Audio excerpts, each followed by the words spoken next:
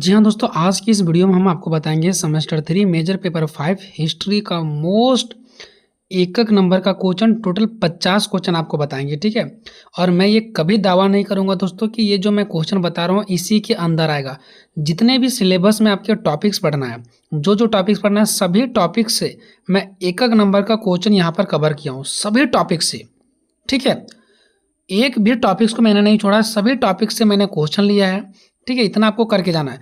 एक नंबर वाला क्वेश्चन कहाँ से पूछता है दोस्तों, इसकी कोई गारंटी नहीं होता। इसके लिए आपको पूरा डिटेल्स पढ़ना पड़ेगा। फिर भी हर एक टॉपिक से जो इम्पोर्टेंट क्वेश्चन पूछे जा सकते हैं, ठीक है, वो मैंने यहाँ पर लिया है। और अगर आप एक नंबर वाले क्वेश्चन को अच्छे से अटेम्प्ट करना चाहते हैं तो जो मैं यहाँ पर अभी 50 क्वेश्चन दे रहा हूँ इसको कर लो।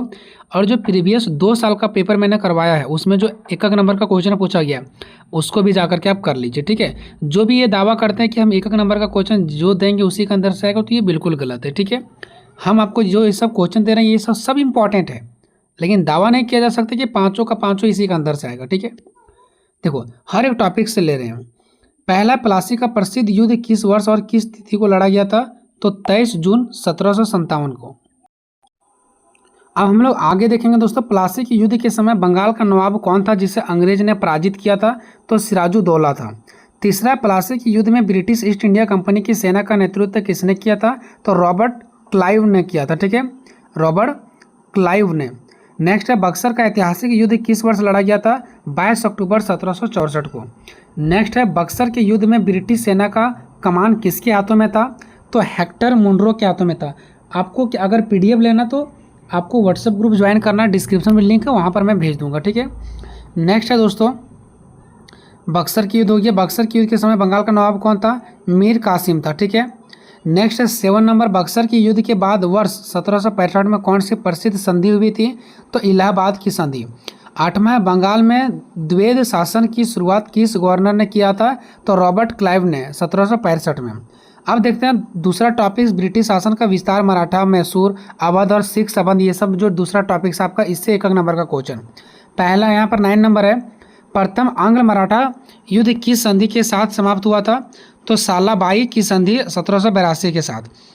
10 नंबर है, किस मराठा पेशवा, ठीक है, किस मराठा पेशवा ने अंग्रेजी के साथ बेसिन की संधि पर हस्ताक्षर किए थे? मतलब किस मराठा पेशवा ने अंग्रेजों के साथ में बेसिन की संधि पर हस्ताक्षर किए थे? तो बेसिन की संधि आपको याद रखना दोस्तों, पेशवा बाजीराव द्वितीय ने, ठीक है। आगे देखते हैं, मैसूर के शासक हैदर अली की मृत्यु किस आंग्ल मैसूर युद्ध के दौरान हुई थी? तो द्वितीय आंग्ल मैसूर युद्ध के दौरान। टीपू सुल्तान और अंग्रेजों के बीच श्रीरंगपट्टनम की संधि किस वर्ष हुई थी? तो 1792 में। नेक्स्ट है, टीपू सुल्तान किस आंग्ल मैसूर युद्ध में वीर गति को प्राप्त हुए थे? तो चतुर्थ आंग्ल मैसूर युद्ध में। नेक्स्ट है, टीपू सुल्तान की राजधानी का क्या नाम था? तो श्रीरंगपट्टनम। नेक्स्ट है, अंग्रेजों ने अवध के नवाब सुजाउद्दौला के साथ कौन से संधि किए थे? तो इलाहाबाद की प्रथम संधि। नेक्स्ट है, पंजाब के प्रसिद्ध सिख साम्राज्य के संस्थापक राजा कौन थे? तो महाराजा रणजीत सिंह। नेक्स्ट है, महाराजा रणजीत सिंह और अंग्रेजों के बीच अमृतसर की संधि किस वर्ष हुई थी? तो 1809 में। प्रथम आंग्ल सिख युद्ध के पश्चात कौन सी संधि निष्पादित की गई थी?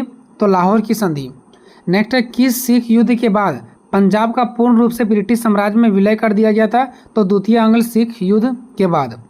नेक्स्ट हमारा दोस्तों, बंगाल के प्रथम गवर्नर जनरल कौन थे? तो वारेन हेस्टिंग्स। नेक्स्ट है, बंगाल में द्वैध शासन को समाप्त करने वाला गवर्नर जनरल कौन था? तो वारेन हेस्टिंग्स। नेक्स्ट है, भारत में अस्थायी बंदोबस्त भू राजस्व प्रणाली किसने शुरू किया था? तो लॉर्ड कॉर्नवालिस ने, ठीक है। नेक्स्ट है, भारतीय सिविल सेवा का जनक किसे कहा जाता है? लॉर्ड कॉर्नवालिस को। नेक्स्ट है, सहायक संधि प्रणाली का व्यापक रूप से प्रयोग किस गवर्नर जनरल ने किया था? तो लॉर्ड वेलेस्ली ने। नेक्स्ट क्वेश्चन है, लॉर्ड वेलेस्ली की सहायक संधि को स्वीकार करने वाला पहला भारतीय राज्य कौन सा था? तो हैदराबाद के निजाम। 26 भारत के प्रथम अधिकारी गवर्नर जनरल कौन बने? तो Lord William Bentinck. Next question है, राजा राम मोहन राय के सहयोग से लॉर्ड विलियम बेटिंग ने किस वर्ष सती प्रथा को प्रतिबंध किया था? तो 1829 में। नेक्स्ट है, भारत में अंग्रेजों को शिक्षा का माध्यम बनाने का निर्णय किसके काल में किया गया था? तो लॉर्ड विलियम बेटिंग के काल में। 29 नंबर है, व्यापकगत, ठीक है, व्यापकगत का सिद्धांत या हड़प नीति कह सकते हैं किसके द्वारा लागू किया गया था? तो लॉर्ड डलहौजी के द्वारा। नेक्स्ट है हड़प नीति के तहत ब्रिटिश साम्राज्य में मिलाया गया पहला राज्य कौन सा था, तो सतारा। नेक्स्ट है 31 की लॉर्ड डलहौजी ने वर्ष 1856 में किस राज्य पर कुशासन का आरोप लगाकर उसे हड़प लिया था, तो अवध को। 32 है कि भारत में पहली पैसेंजर ट्रेन बम्बई से ठाणे किस गवर्नर जनरल के कार्यकाल में चली थी, तो लॉर्ड डलहौजी। नेक्स्ट है भारत में आधुनिक डाक प्रणाली और टेलीग्राफ लाइन की शुरुआत का श्रेय किसे कहा जाता है, तो लॉर्ड डलहौजी को। नेक्स्ट है विधवा पुनर्विवाह अधिनियम 1856 का मसौदा किसने तैयार किया था, तो लॉर्ड डलहौजी। नेक्स्ट हमारा ब्राह्मण समाज की स्थापना किसने और किस वर्ष किया गया था, तो राजा राम मोहन राय के द्वारा 1828 में। नेक्स्ट भारतीय पुनर्जागरण का जनक किसे कहा जाता है, तो राजा राम मोहन राय को। आर्य समाज की स्थापना 1875 में किसने की थी, स्वामी दयानंद सरस्वती ने। नेक्स्ट है वेदों की और लोटो का नारा किसने दिया, तो स्वामी दयानंद सरस्वती ने। नेक्स्ट दोस्तों प्रसिद्ध ग्रंथ सत्यार्थ प्रकाश के लेखक कौन है, तो स्वामी दयानंद सरस्वती। नेक्स्ट है प्रार्थना समाज की स्थापना 1867 में बम्बई में किसके नेतृत्व में हुई थी, तो आत्मा राम पांडुरंग, ठीक है। इसे बाद में महादेव गोविंद रानाड़ा जुड़े कहा जाता है, ठीक है। आगे देखिए क्या है, रामकृष्ण मिशन की स्थापना स्वामी विवेकानंद ने किस वर्ष की थी, तो वर्ष 1897 में। 42 स्वामी विवेकानंद ने शिकागो के विश्व धर्म संसद में अपना प्रसिद्ध भाषण किस वर्ष दिया था, तो 1893 में। नेक्स्ट स्वामी विवेकानंद के गुरु का क्या नाम था जिसके नाम पर उन्होंने मिशन की स्थापना किया, तो स्वामी रामकृष्ण परमहंस, ठीक है। नेक्स्ट हमारा दोस्तों 44 नंबर अलीगढ़ आंदोलन के मुख्य प्रवर्तक या संस्थापक कौन थे, तो सर सैयद अहमद खान।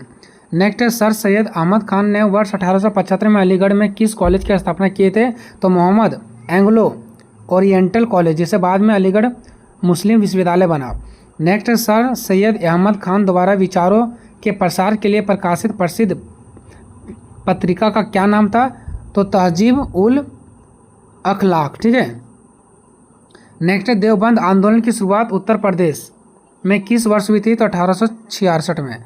नेक्स्ट है दोस्तों देवबंद आंदोलन को शुरू करने वाले प्रमुख इस्लामी विद्वान कौन थे, तो मोहम्मद लिखना है और रशीद अहमद, बस इतना ही याद रखना, पूरा नाम याद रखने की कोई ज़रूरत नहीं है। 48 नंबर ये दोस्तों 49-50 तो आने के चांसेस नहीं है। ये 48 नंबर था प्रैक्टिस सेट जो आपको प्रैक्टिस करके जाना है, इसके अलावा प्रीवियस ईयर को भी एक बार आपको जरूर देख के जाना है।